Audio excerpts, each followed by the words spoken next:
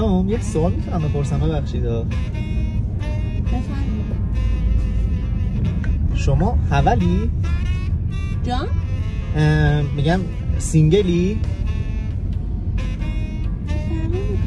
آخه احساس من خوشت اومده ای داری میخندی موشه آقا میگونی من حواسم نیستش آمار داری میدی. آقا چه آماری شما؟ من باید یکم فکر کنم. واسه من انقدر عجیبه که خندم میگیره واقعا. چند سالتونه شما اگه اشکالی نداره؟ متولده اصلا چه ساله؟ چند میخواد به نظر شما؟ من اصلا کاری به خورد و خوراک و اینا ندارم. من کلا یه سوال ساده پرسیدم چرا انقدر همه گیره اینن که چند میخوره؟ یه عدد بگو. آقا اصلا شما یه سوالایی میپرسی من نمیفهمم واقعا. خیلی سخته؟ سخت نیست، خیلی بی‌مربوطه آخه. واسه چی؟ خب کم کم مربوط پیدا میکنه. ولی خب حالا نگفتی متولده؟ داری میری تو مخم زودتر جواب بده.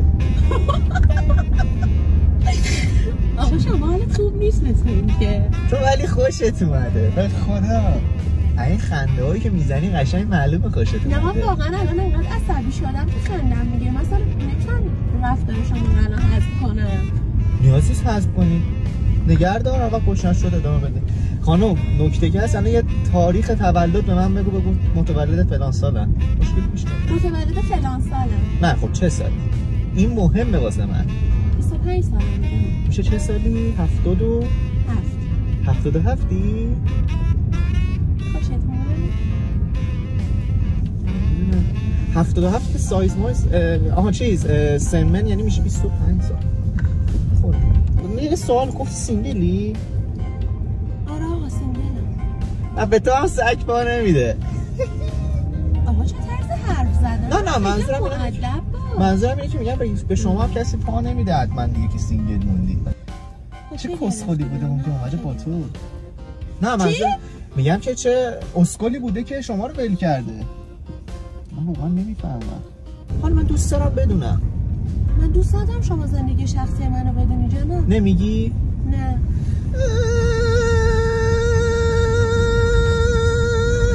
خانم باید به من تعریف کنی بگی چرا میخندی؟ من گریه میکنم تو میخندی؟ ببین اگه حالت خوب نیست من اینجا در موقع خوب میشناسم. خیلی ببره بینشونه. ببین تو میتونی حالمو خوب کنی. سوال من جواب بده. من میخوام چی بهت بگم. اسم تو به من بگو. من خیلی رو اسم میتونم آدم شناسی کنم. بالا بهت ثابت میکنم. اسم تو بگو. یعنی بگم میتونی بفهمی؟ آره بگو. کیمیا هستی؟ خب کیمیا جیمو فکر نمی‌کردم این درباره یکم راجع به آینده صحبت کنم. یه چیزایی من دستگیرم میشه میگم دیگه. ولی خب میشه ازت خواهش کنم واقعا دارم محترمانه ازت میخوام بدون هیچ حرفی یا چش داشتی یا هیچ موضوعی میشه بیای جلو بشینی راحت‌تر بتونیم انرژی رو در جذب کنیم و بهتون انرژی انتقال بدیم.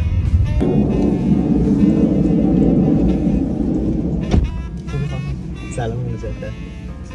ببخشید از وایسا.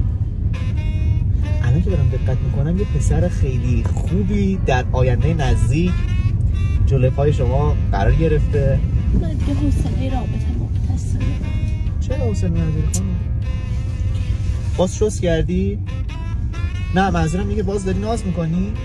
بذار ببین آقا چه طرز صحبت کردن؟ شما خیلی اصلا بی حرمتی. ببخشید نه یه لحظه احساس راحتی باهات کردم. کی میاجه احساس میکنم یک غم بزرگی رو با خودتون حمل میکردید ولی الان خیلی خودتون رو رها کردید، راحتید و اصلا به این موضوع یه فکر نمی کنید. آقا هر کی منو میبینه من میگه چقدر چشات غم داره. شما فهمیدید؟ والا من فکر کردم من دیدم گفتم چقدر چشاش سگ داره. آدم غم داره روش میشه اضافه کرد چقدر چشاش سگ و غم داره. من اسمم سپهره. خوشت اومده کلم. کجا داری میاد؟ تو قلبت. دیگه فکر کنم باید پیاده شم. نه خانم چرا پیاده شی؟ در کل که اگه اوکی هستی با هم اوکی بشیم دیگه. اوکی هستی؟ بریزیم با هم. چرا خندی؟ آقا تو رو خدا حداقل یه دقیقه یه مدل. نه منظورم اینه که جدی. نه واقعا جدی ام. منظورم اینه که فکرامون رو بریزیم رو هم دیگه واسه آینده. اوکی هستی دیگه؟ چون حس می‌کنم من خوشت اومده.